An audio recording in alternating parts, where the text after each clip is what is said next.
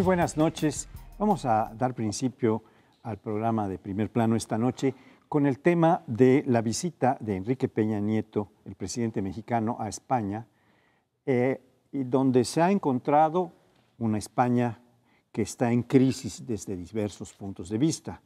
Hay una crisis económica muy severa que ya hemos conocido, entre ellos los indicadores más fuertes de esta crisis está que están alcanzando el 26% del desempleo, con una cantidad de indignados. Está una crisis por el planteamiento de la independencia de Barcelona, cuyo consulta va a ser en noviembre.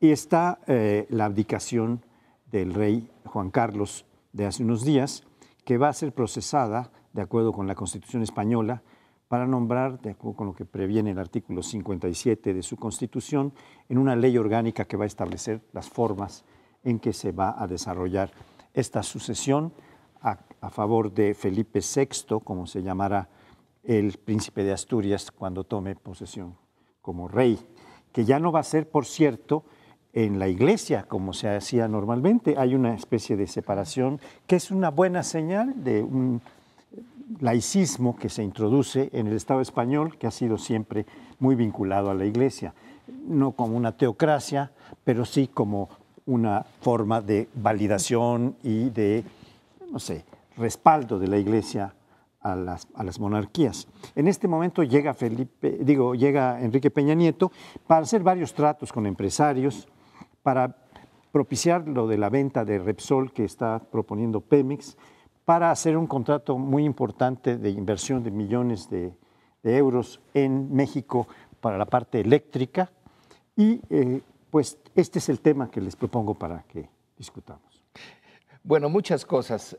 Rápidamente, qué curioso, las dos economías están en crisis, pero ¿qué tal invierten sus grupos empresariales importantes? Iberdrola, si mal no recuerdo, la que quiere invertir quién sabe cuántos millones en México. Crisis, desempleados, pero acumulación de capital muy bueno y la decisión de aprovechar la reforma energética, que es lo que fue a pregonar Peña Nieto a España. La reforma, todas las demás son secundarias. Aquí en México se ha puesto mucho énfasis en la monarquía. Hay un rechazo a la monarquía entre nosotros y se refleja en la actitud hacia España. Hay una buena cantidad de caricaturistas que la han pasado re bien usando lo de la abdicación de Juan Carlos, pero sin dejar de reconocer que, pues, en el fondo es absurdo. Antes los reyes eran por voluntad de Dios, ahora los reyes son, pues, quién sabe por qué, como por una necesidad política, un símbolo nacional, nada particularmente importante, un poco caros en algunos casos, en otros son más modestos, pero es como algo que se viene colgando y que da cierta pena deshacerse de la monarquía, ¿no? Pues tantos siglos, vamos a mantenerlos ahí. El caso del rey Juan Carlos ha sido muy criticado en los últimos años, pero creo que también conviene no ser tan duro con él y aceptar que en el momento del golpe, el intento de golpe militar de febrero de 1981, bueno, él tomó una decisión muy importante como jefe nato del ejército de ordenarle a todo mundo que se quedara en sus cuarteles y echó abajo el golpe militar. Esa parte, para los países que tuvimos que vivir durante mucho tiempo en el autoritarismo y que se intentó la transición, en el caso mexicano con muy poca suerte, en el caso español con mejor suerte, es algo que debe de reconocerse y quedar en el currículum del rey, además de las cosas no muy buenas que aparecieron en los últimos años. Yo creo que su entorno personal no ha sido favorable, es decir, los yernos, este tema de la cacería de elefantes que tanto ha salido en los últimos días, empañan lo que yo creo que ha sido un gran reinado. Finalmente España no es pródiga en esto de tener buenos reyes, quizá ha tenido algunos de los peores. Fernando VII se consigna en las páginas del Estado como uno de los peores reyes, muchos de ellos mediocres, Isabel II, Alfonso XIII, y cuando la historia, tú eres gran conocedor de esto, haga su finalmente veredicto, estaremos ante un reinado que le dio a España una modernización, una prosperidad y libertades. Tres cosas que no tenía. España, a diferencia de muchos otros países que han tenido transiciones, tuvo que discutir la forma de organización del Estado. Los que tenemos la fortuna, o así son las cosas, de no tener como debate político esto de que si queremos ser república o monarquía, finalmente discutimos muchas cosas, pero esa no. En el caso español, la discusión fue agria y el tema de qué solución de continuidad se le daba a una dictadura que durante 40 años tuvo España gobernándose con una dureza enorme, reprimiendo libertades, reprimiendo las diferencias culturales. Finalmente la monarquía vino a ser un paraguas que permitió que las diferencias nacionales, que las libertades y los partidos políticos se instauraran y finalmente le dio un periodo de prosperidad y amplitud, así como proyección externa que difícilmente se puede opacar por los escándalos personales, yernos y compañía. Yo no sé si la solución, leí ayer una encuesta en El País, el 62% de los españoles quiere que haya un referéndum para preguntar si siguen por la vía monárquica o la republicana, pero si hubiera referéndum ganaría la monarquía en estos momentos según esa encuesta. En todo caso, en estos años 39 ha sido una solución de continuidad que le ha permitido a ese país reencontrarse con la libertad y la modernidad, tema que para España era un asunto rezagado más o menos 150 años, lo cual no es poco. A mí lo más interesante de la abdicación fue precisamente la reacción de mucha gente de decir es el momento de pasar a la república. Esa división que se mantiene en España a final de cuentas, no sé las proporciones, pero una buena parte siguen siendo republicanos, o ya lo son, a lo mejor no lo eran en el momento de la transición. Es decir, bueno, pues ya estuvo, ya cumplió su papel, en ese momento era importante, incluso los comunistas, ¿no?, aceptaron la monarquía como una parte de cesión para evitar mayor conflictividad, para poder ser incorporados a la política. Entonces cumplió su papel la monarquía en la transición democrática y el papel específico que jugó Juan Carlos. Pero muchos se plantean ahora, pues ya, a lo mejor ya es el momento de dar otro paso. Yo no estoy seguro que en otras monarquías europeas, que además en muchos de los países pues, han tenido mucho avance económico, de desarrollo social, y de pronto tenemos esta paradoja de que monarquías que representan, digamos, una forma política pues anacrónica, de pronto están en países muy modernos en muchos otros sentidos, en todos los otros sentidos, los países escandinavos, Bélgica, Holanda. Pero yo no estoy seguro que en esos otros países, Inglaterra, haya una demanda republicana muy fuerte. Yo creo que ahí la gente le gusta su monarquía, como que tal vez haya algún aspecto psicológico de decir, pues participamos, digamos, del boato, de las bodas, de todas las ceremonias, del tradicionalismo, y ya desde luego puesto en un aspecto de jefatura de Estado, no es una monarquía absoluta, pues podemos ser modernos en todo lo demás, pero mantener esa tradición, porque les gusta, porque se identifican, creo yo, no sé cómo estén las encuestas en otros países de monárquicos, si hay una porción importante que quisiera república. Pero también en España, donde sí se ve más claro el republicanismo, pues quienes hacen los análisis en este debate también han dicho, bueno, las dos primeras repúblicas no fueron precisamente exitosas en España. Quién sabe si no sería volver a meterse en una situación. Pero sería interesante que se diera el plebiscito, ganar lo que sea, porque de ganar la monarquía ya habría una legitimación popular, ya no sería el derecho divino de los reyes, ni el derecho de sangre, sino... No, pero ojo, en España es la Constitución, votada bueno, por todos los españoles, no el derecho divino. Exacto. O sea, está ahí pero por la Constitución. Exacto, pero apelando, digamos, a las legitimidades tradicionales de la democracia, sería una ratificación, un refrendo de legitimación popular de la monarquía. Bien, al día siguiente de que el rey anunció su deseo de abdicar, se hicieron 20 manifestaciones en sendas ciudades de España y en ellas se planteó, en muchas de ellas con gran acento, el deseo de impulsar una forma de gobierno republicana para sustituir a la monarquía. algunas más moderadas diciendo ya cumplió su papel de cohesión en un momento difícil de transición y ahora vamos a una tercera república, porque hemos tenido dos. En los otros países que ustedes mencionaban no ha habido antecedente de república. En España sí, como en Italia, como en Francia, pasaron de la monarquía a la república y en España hay una influencia ya de dos gobiernos monárquicos que efectivamente no fueron muy exitosos. Republicanos, quiero decir, que no fueron muy exitosos, pero bueno, la Segunda República la tumbó la guerra, la tumbó ¿Un golpe de Estado? Sí, un conflicto internacional y un golpe de Estado, ¿no? De Franco. Pero ahí están todavía las raíces. De hecho, la juventud del Partido Social Obrero Español, el socialista obrero español, se declara republicana, la juventud como tal, porque ahora que los jefes de los partidos, Rubalcaba en el caso del PSOE y Rajoy en el caso del PP, han dicho, bueno, vamos a procesar la abdicación con esta ley orgánica, vamos a pedirle a las Cortes que lo hagan, y ya han decidido que lo van a hacer después del día 18, probablemente el 19 mismo de este mes.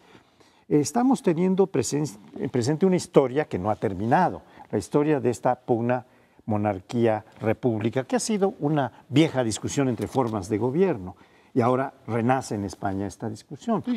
Pero nada más un apuntamiento más.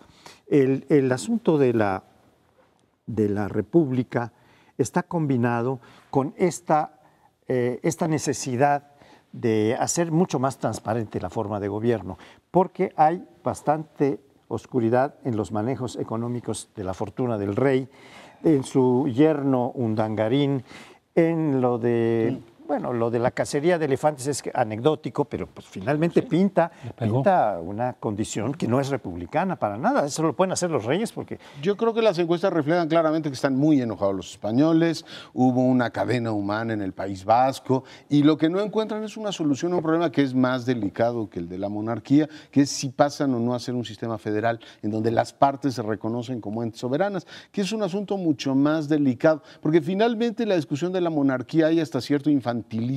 Decían unos, es que nos cuesta muy cara la monarquía. Yo los invito a estas repúblicas latinoamericanas y pregunten cuánto nos cuestan las presidencias de la república y verán que baratas no salen. O sea, esta idea de que si prescindo del rey ya sale todo baratísimo, no funciona. Finalmente, España es una monarquía parlamentaria. Si hubiera un presidente de la República, cumpliría las funciones que cumple en Italia Giorgio Napolitano, es decir, arbitrales de representación y poquito más. Es decir, el conjunto de las decisiones políticas en España lo han tomado los grandes partidos políticos, el PSOE y el PP, que han gobernado todos estos años y por tanto el contenido democrático del Estado, las libertades de los ciudadanos no pasarían a, digamos, a afectarse, ni a crecer ni a disminuirse por la forma de organización de la República. Lo único que resuelve la monarquía constitucional es la representación en la titularidad del Estado.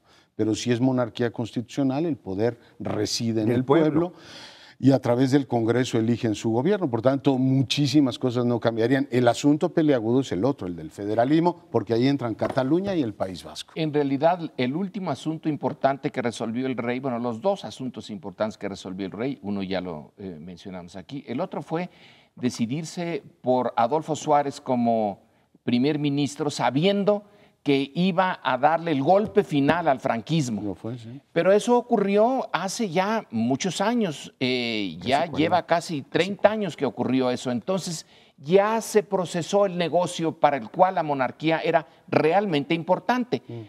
Adolfo Suárez, darle el golpe al franquismo y detener el golpe militar que, si no era inevitable, se acercaba. Así que ahorita ya no hay ningún problema que el monarca pueda resolver. Lo de Cataluña no lo resuelve el monarca. No, no lo resuelve, ¿no?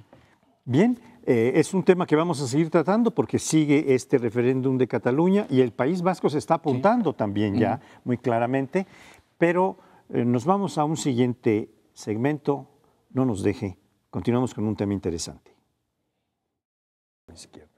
Bueno, y de cara a la contienda interna del PRD que tendrá lugar en septiembre, siguen un poco los jaloneos ahí entre la izquierda, dentro del PRD, pero con repercusión también a la otra parte de la izquierda importante, que es Morena, en donde el ingeniero Cuauhtémoc Cárdenas, pues de pronto aprovechó un acto de recolección de firmas para la consulta popular que se busca tenga lugar en 2015, durante la elección intermedia y concurrente del año que viene, para decir es que fue un error o no se debió haber hecho, aludiendo a Andrés Manuel López Obrador, aunque sin mencionar su nombre, el que se saliera del PRD y formara su propia agrupación, que será un propio partido político, Morena, en lugar de haberse congregado para defender, digamos, la postura, el petróleo, pues, es decir, para generar un grupo de oposición, una coalición opositora más fuerte,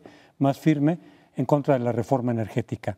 Y López Obrador respondió diciendo, no, es que nos salimos porque estaban sentados en el Pacto por México, que desde esa pues, posición obradorista pues, es casi una traición a los principios de izquierda, es decir, sentarse con el gobierno y pactar cosas, pues es colaborar con el gobierno. Sin embargo, también salieron ahí Bejarano, que mantiene posturas muy parecidas a las de López Obrador, pero salió Bejarano y el propio Jesús Zambrano a aclarar que la ruptura para formar Morena se dio meses antes de cuando se anunció el Pacto por México. Entonces, que en realidad la razón era otra. Yo siento que la razón de salirse del PRD es que ya tenía muchos más límites López Obrador para imponer su criterio, para imponer su estrategia, para garantizar una candidatura en 2018, mientras que en Morena en realidad él es el mandamás, no tiene los contrapesos que sí había dentro del PRD. Esa es mi interpretación de la salida de López Obrador del PRD. Hay aquí muchos elementos, pero tres rápidamente. La izquierda siempre ha estado dividida aquí y en China, literalmente. Bueno, en China ahora un poco menos. No, bueno, se dividía a veces, pero ¿te acuerdas del gang de los cuatro? Sí. Y de cómo desaparecieron esos cuatro. Pero, bueno, me refiero a la izquierda del siglo XIX, etcétera. Quizá aquí Cuauhtémoc no está del todo bien, porque él, por ejemplo, cuando pudo apoyar a una posición de izquierda que podía haber ganado en el 2006, simplemente se abstuvo, le habló la Virgen. Entonces, yo no sé si es el mejor argumento y la mejor persona para usarlo, esto de que, oigan, están ustedes dividiendo a la izquierda. El 2006 era una elección fundamental y la figura de Cuauhtémoc estuvo ausente en el apoyo, esa elección que perdió supuestamente Andrés Manuel por 0,5%, o sea que sí eran los apoyos, contaban en micras ahí. Luego, ya desde el punto de vista del ciudadano, quizá uno puede estar o no en la izquierda, pero no está del todo mal que el PRD tenga una presión desde la izquierda, porque si no la tuviera, a cómo van las cosas, la inercia de la partidocracia mexicana, bueno, pues estarían muy a gusto en la línea que ya han tomado, sin necesidad de irse realmente a los temas de izquierda, porque entre los tres, PRD, PAN y desde luego PRI, que ya llegaron a sus acuerdos fundamentales, si no hay una presión de otra izquierda, pues el país ya está en donde debería de estar y no se movería ya ni, al menos teóricamente, ni a la derecha ni a la izquierda. Con Morena hay una presión para cuestionar el statu quo. Sin Morena yo creo que no la habría. Yo creo que tienes razón, efectivamente, y veo que el tema de la división es mucho más viejo de lo que quieren decir ahora, si el Pacto por México o no. En realidad, jugar a la familia feliz a estas alturas parece increíble. Tú lo dijiste, en el 2006 no solamente Cuauhtémoc Cárdenas no lo apoyó, yo recuerdo que después de la elección Andrés Manuel López Obrador puso en duda que la estructura del PRD haya hecho el trabajo de vigilar las casillas. O sea, había una amplia desconfianza desde 2006, recordando que Jesús Ortega había sido su coordinador de campaña. Por tanto, el asunto ya tenía bastante tiempo, con grandes divisiones, y yo creo que es sano para todos que puedan ciertamente pues transitar por el camino que cada uno quiera. Si los chuchos creen que el camino del pactismo y hacer política de esa manera es más redituable electoralmente, pues ya lo veremos el año próximo. López Obrador mantiene su línea. Creo que es sano que se dividan. El mensaje que mandan también muy claro es que lo del petróleo pues lo dan por descontado. Es decir, el tema de la reforma energética para la izquierda ya es una derrota, no hay manera de regresar, puesto que si tuvieran alguna esperanza estarían pues diciendo vamos a hacer, a pesar de las enormes diferencias que tenemos, un frente y trabajar por la vía de la consulta. Está absolutamente claro, y lo dijo Martí Batres ayer, pues miren, no solamente no queremos hacerlo, no confiamos en ellos, estamos casi seguros, dijo irónicamente, que llegarían a un acuerdo con la Suprema Corte para que esta consulta fuera interpretada de una manera. En suma, hay un clima de desconfianza claro y pues cada quien se medirá sus fuerzas el año próximo. Y subrayo, lo de la reforma energética lo dan ya como un triunfo de la coalición gobernante. Yo creo que vale la pena recordar el momento en que López Obrador públicamente decide apartarse del PRD y los partidos que lo apoyaron en su última candidatura, en su segunda candidatura presidencial, casi citando al poeta Amado Nervo, que dice, vida nada te debo, vida estamos en paz, les dijo a los partidos de izquierda, no me deben nada, ni yo les debo nada. Terminamos en paz, yo me voy a hacer otra cosa, porque nosotros tenemos una serie de planteamientos que es importante impulsar. Pero no hubo una ruptura agresiva, dijo, no me deben nada, no les debo nada.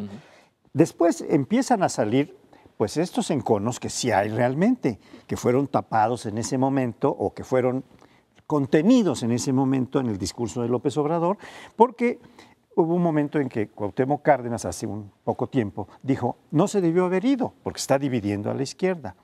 López Obrador contesta entonces algo con un error en el cálculo de los tiempos que ya apuntaba Crespo, que es esta separación en la que nada se debían, la hizo en 2012, agosto, y el Pacto por México fue firmado 4 meses después, hacia finales del año, ¿Sí? de tal manera, en diciembre de ese mismo año, de tal manera que esa no era la razón es la que ya pensaron apuntar ustedes. Hay diferencias serias, no confían en ellos, como dicen Martí Batres, de los perredistas, y por el otro lado hay una serie de planteamientos para recuperar el liderazgo del PRD con Cárdenas y evitar que se vayan, ahora que tenga registro Morena, por todos los que pueda retener el liderazgo de Cárdenas. Es un poco la pelea que se está dando, me parece a mí. Sí, yo creo que en esta cuestión de las estrategias, y lo que apuntas, Lorenzo, en el sentido de que a veces es necesaria las fracturas o adoptar posiciones de más fuerza, de más presión, de más, en fin, se les puede llamar como sea, radicalismo, extremismo, lo que sea, para mover las cosas, porque de lo contrario entonces viene ya una aceptación del orden vigente, del statu quo. Tiene costos políticos. Pues las estrategias hay que valorarlas también desde el punto de vista de los resultados. O sea, realmente, ¿qué resultados puedes obtener o vas a obtener en los hechos de dividir a la izquierda?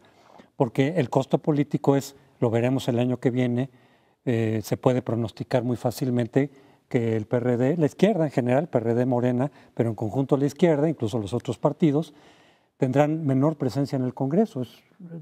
Casi es un diagnóstico que se puede hacer a partir de las fracturas, porque en muchos de los distritos donde ganó la izquierda en 2012, pues tendrán un voto dividido y quizá van a perder bastantes escaños. Y también la pregunta que queda en el aire, haciendo futurismo, que muchos analistas ya están haciendo el futurismo hacia el 2018, decir, bueno, si salen 2 candidatos, uno por PRD y otro por Morena, siendo López Obrador, como él dice, si la salud se lo permite, pues entonces también van a hacer que se pierda otra nueva oportunidad para la izquierda de llegar al poder, incluso, sobre todo en el escenario en donde el crecimiento económico no levante, porque entonces estaría otra vez, digamos, preparado el terreno para un regreso a la izquierda. Del PAN no se ve de aquí al 2018 cómo pueda remontar la crisis que está sufriendo, de desprestigio, de falta de autoridad moral, de liderazgos. Entonces sería una oportunidad para la izquierda. Hay quienes dicen, en tal caso, el PRD se va a someter y volver a girar en torno de la candidatura de López Obrador. Hay quien está pensando en eso, gente que no está en la izquierda, pero que están viendo decir, si se dan esas condiciones, pues igual ya el PRD dice, vámonos otra vez con López Obrador, con la oportunidad de triunfo. Pero esa es una de las incógnitas que están pendientes. Es decir, si van dos candidaturas o se logran poner de acuerdo para ir con una, que si López Obrador está todavía saludable para eso, seguramente él buscaría esa candidatura. Aquí quizá el punto son los niveles. Hay dos niveles. Tú dices, José Antonio, y acepto, en el Congreso van a perder. Ahora, supongamos que no se hubiera dividido y que el PRD pudiera haber ganado un poco más de lo que se supone que va a ganar en el 2015. Pero esa es una ganancia. Lo pregunto partiendo de otro nivel. El Congreso ya no representa realmente a la sociedad mexicana y esa izquierda que está en el Congreso, esos congresistas del PRD son de izquierda formalmente, pero en la realidad hace ya tiempo que no la representan, se representan más bien a ellos mismos y a sus intereses muy pequeños, y lo vemos en la cantidad de corruptelas que hay en las zonas donde gobierna el PRD, en el Distrito Federal, etcétera. Ya dejaron de ser de izquierda. Bueno, pierden, pues sí, van a perder posiciones, pero pierde la izquierda, pues a lo mejor ya las perdió desde hace tiempo, aunque esté el PRD ahí. Ya no es realmente una izquierda que funcione como tal, sino funciona como un elemento de la partidocracia, no representando las causas de la izquierda de la sociedad mexicana. A lo mejor eso ya se perdió. Tradicionalmente la izquierda no le va muy bien en las intermedias, salvo el 97, que es por muchas razones una elección atípica, más fue la primera vez que elegimos jefe de gobierno aquí en el Distrito Federal, tiende a hundirse en 91, en fin, en todas le va mal y es muy eficiente electoralmente en las presidenciales, o ha sido más eficiente electoralmente. La impresión que yo tengo es que hasta el que vengan las federales y no se vea qué tiene cada quien, es decir, qué tiene Morena y qué tiene el PRD, no va a empezar este proceso de convergencia a partir ya de una lógica, es decir, yo tengo tantas fichas, tú tienes tantas, y quién es el candidato mejor perfilado. A partir de ahí se volverá a discutir si la izquierda se une, pero tal como están ahora las cosas, pues es absolutamente imposible que se llegue a un acuerdo. Bueno, yo creo que aporta esta visión de que la izquierda no es tal, esta posición que están teniendo en relación con la ley de telecomunicaciones, que están cediendo al imperio de los monopolios, los poderes fácticos, etcétera, los miembros del PRD. Bueno, regresamos en unos momentos al siguiente segmento. Bueno, y permítanme cambiar un poquito la discusión tradicional que tenemos en el primer plano y poner a China hoy en la primera parte en el primer plano de la discusión. Hay dos temas interesantes que les propongo considerar. Uno, se han cumplido 25 años de lo que fue la dura decisión del gobierno chino de reprimir a los manifestantes de Tiananmen, y en aquella época se discutía aquello de qué reforma iba primero, la económica o la política, o si se podían hacer simultáneamente la perestroika y la glasnost. Los chinos leen ahora en tono triunfalista aquello de que tomamos la decisión correcta, no se puede abrir una reforma política si no has consolidado una reforma económica. Hoy China se perfila para convertirse en la primera economía del mundo en los próximos años, y ahí está el dilema, ¿no? ¿Se puede hacer reforma política y económica al mismo tiempo o no? O lo razonable es seguir el camino chino. A ellos les ha dado resultado, pero a costo de restringir las libertades. Por otro lado, hay un debate apasionante por lo demás de qué va a hacer China si llega a ser la economía número 1 del mundo. Está psicológicamente preparada para ciertamente empezar a administrar los grandes temas globales. Cuando empiece una crisis en Siria se van a girar a Pekín y le van a decir, bueno, ¿y ahora qué hacemos? ¿O qué hacemos con Putin? ¿O qué hacemos con el tema del calentamiento global? Ahora usted es el grandote del mundo. En fin, eso es una discusión interesante. Y por el otro lado hay una discusión que tiene por cierto, un autor que le recomiendo mucho, se llama Mahbubani, que es muy polémico, que él dice, el tema es que Occidente no acepta que Oriente es el que ahora se ha convertido como en la gran locomotora del mundo, y les cuesta a europeos y norteamericanos entender eso. Pero en suma, ¿está China preparada para ser el líder del mundo? Yo creo que vale la pena puntualizar algunas cosas. China está proyectada para ser la primera economía del mundo en materia comercial, pero no en todas las materias. La Organización Mundial de Comercio ya declaró China es ya la primera en cuanto al volumen de comercio que tienen, de ventas, etcétera, pero no en todo lo demás.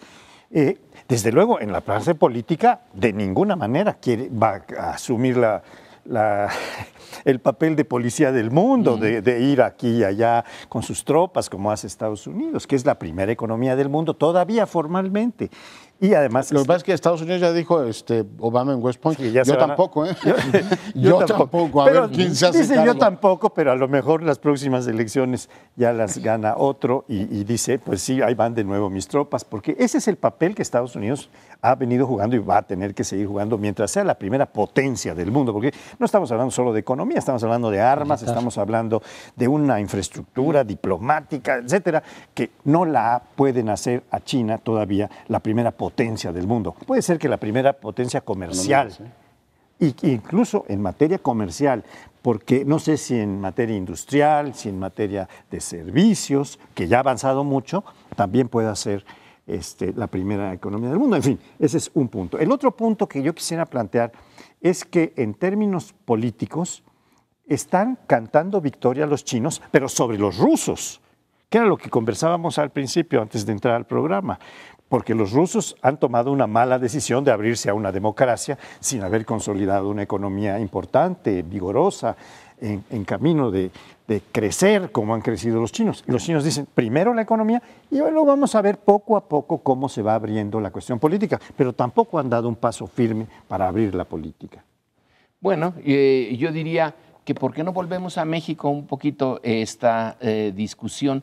Aquí también Carlos Salinas propuso, pensando en Rusia, y lo dijo de una manera clara, aquí primero la perestroika, porque si no perdemos el país como los rusos con el glasnost, el cambio político. No, primero el económico. Pero seguimos entonces la receta china, pero no nos salió. No. Entonces ninguna de las dos está asegurada.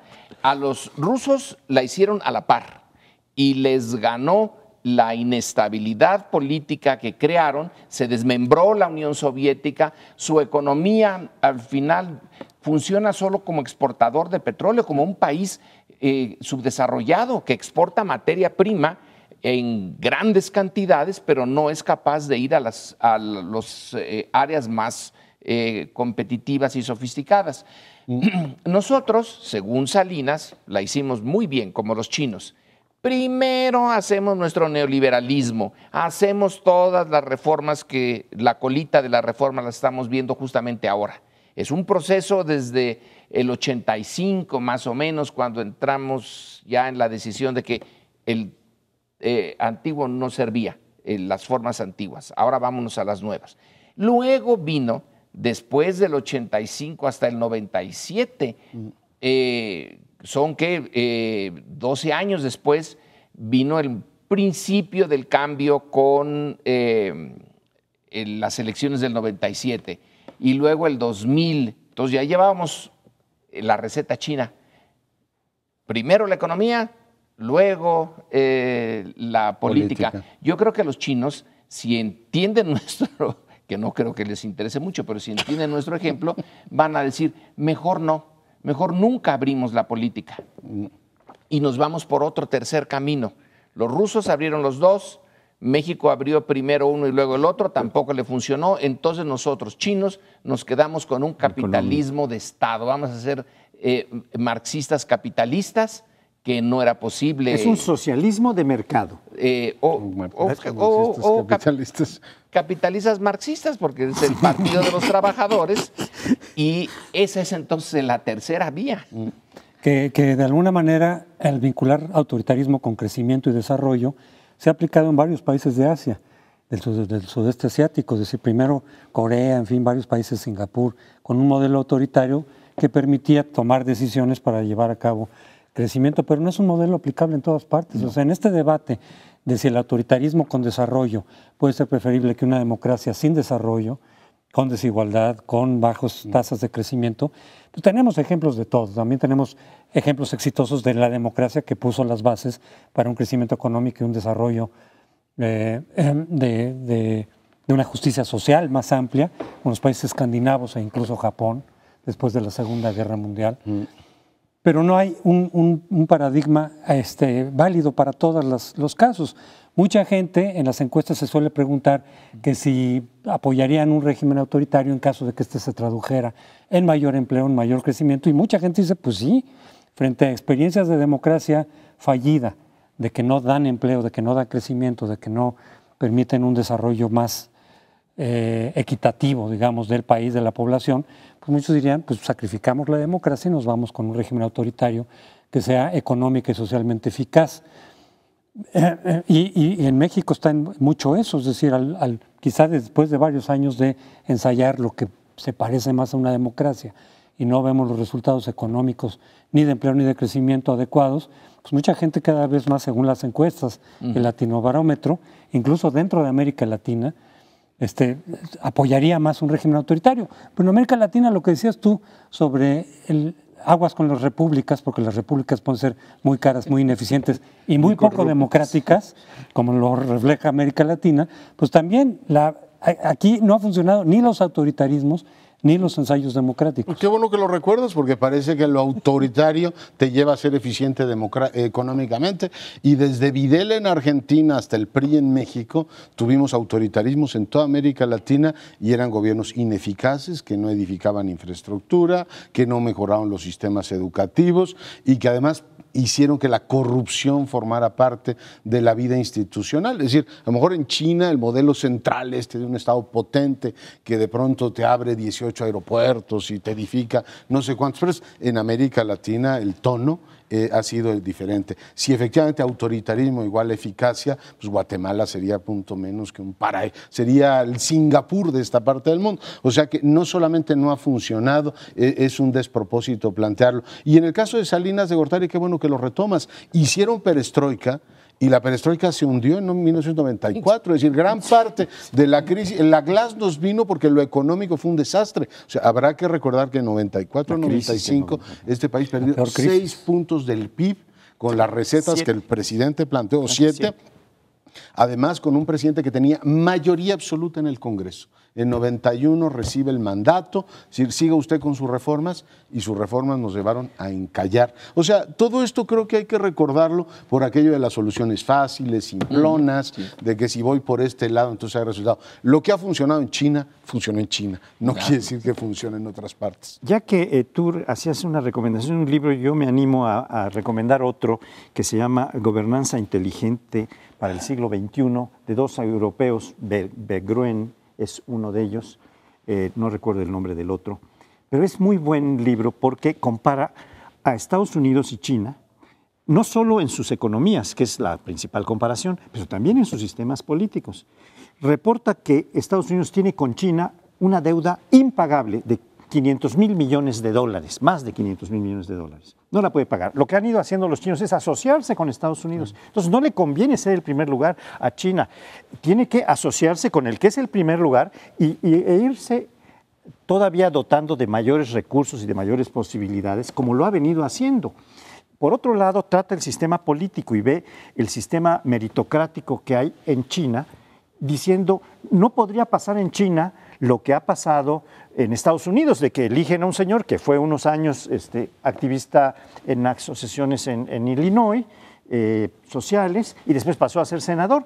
En China hay que hacer una verdadera meritocracia, y esto, dicen estos autores, se debe a que la filosofía y la orientación en China es mucho menos marxista hoy en día que confucionista. Confucio ha ido metiendo toda esta idea de que es una religión que tiene 2000 años y que está permeada en la sociedad china de una manera. Es interesantísima la referencia de este libro, de estos dos autores, porque compara muy diversos aspectos, incluyendo el psicológico al que te referías, Leonardo. Y además China, cuando fue imperio, cuando fue grande, cuando era el centro del mundo, nunca quiso expandirse muy lejos. No está en ella ser como Estados Unidos, andar en los 4, 5 continentes y meterse en todo. Ellos intentaron desde hace siglos concentrarse en ellos mismos y más o menos mandar al resto del mundo al diablo. No lo podrán hacer ahora, pero está en sus genes. Una potencia continental. Pues es muy interesante el tema. Les propongo hagamos una pausa. Estamos de regreso en un instante.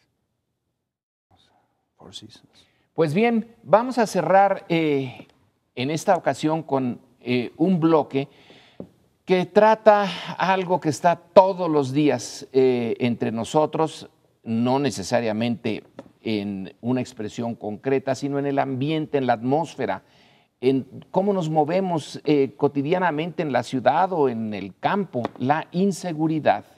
La inseguridad está con nosotros en todos lados y parece que no hay manera de pensar que esto sea un fenómeno pasajero, sino que es algo más serio. El hecho de que el día de ayer la prensa nos diga que en un hotel muy famoso en la Ciudad de México, en el Paseo de la Reforma, cerca de la Embajada Norteamericana, en donde van, la gente importante, es, digamos, un abrevadero de los verdaderamente importantes, ricos y políticamente relevantes, hay un asalto. Afortunadamente no hubo muertos, pero alguien quedó herido. Se dice que le querían robar su reloj, otros sugieren que puede ser algo relacionado con la actividad del herido, que está relacionada con los casinos, pero es irrelevante. El punto importante es que por mucho tiempo el crimen en realidad se cebó en las gentes pobres, en los barrios pobres. Luego ya alcanzó a la clase media y ahora alcanza a la clase alta y ya no les está dejando ningún espacio salvo. Todo es posible objetivo del crimen. Entonces la pregunta fundamental es, bueno, ¿y el Estado dónde está?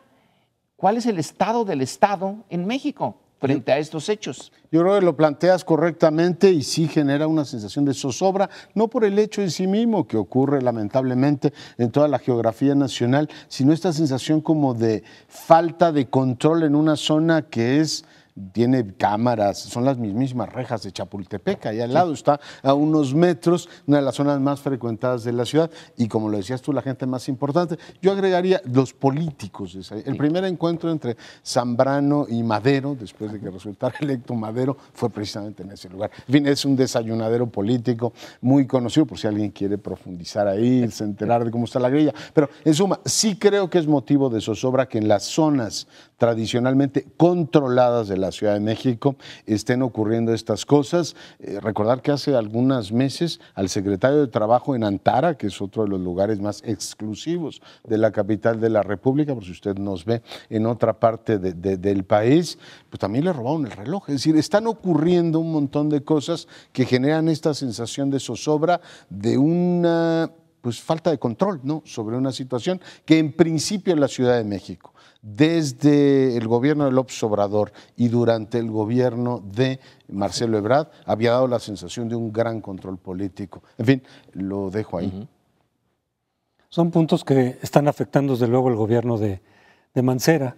Esta falta de control que desde que llegó se empiezan a ver de pronto hechos, hasta ahora aislados, pero a final de cuentas que se van sumando y que dan la imagen de efectivamente algo está pasando ahí, que se está perdiendo el control frente al crimen organizado y la delincuencia común también, no nada más el crimen organizado, que antes no ocurría, por lo menos en los dos gobiernos anteriores.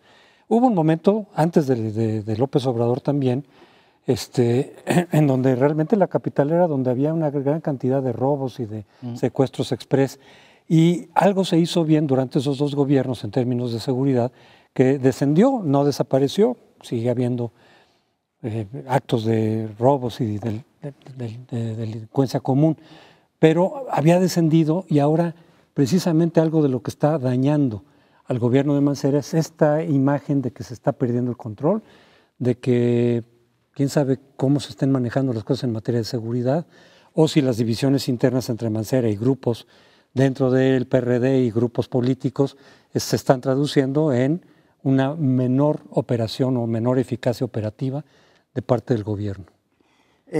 Cuando ocurre este intento de asalto o de robo de un reloj, se defiende la persona que es atacada o que es conminada a entregar el reloj.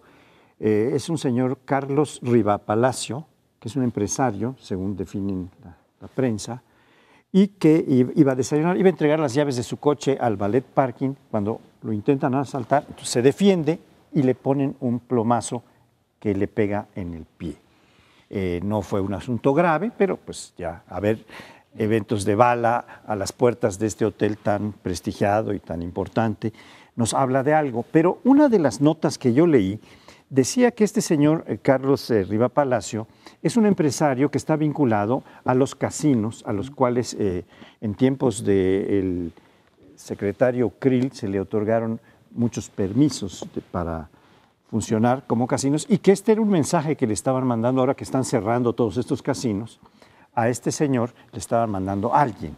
Esto es, pues es una nota que no tiene todavía los fundamentos suficientes, pero es una pista que yo creo que habría que seguir, porque no se trata de un hecho aislado o de un hecho muy frecuente, esto de los asaltos, sobre todo en un hotel de este tipo. Es algo que tenía una direccionalidad que llevaba como pretexto el robo de un reloj, pero que aparentemente tenía otra intención de atemorización o de darle un mensaje a este señor empresario vinculado con los casinos. Pero entonces el punto es incluso más allá de Mancera. Se nos dice que Michoacán ahora sí ya se nos anunció, la cosa está bajo control. Todos los días que abre uno la prensa, algo está pasando en Michoacán.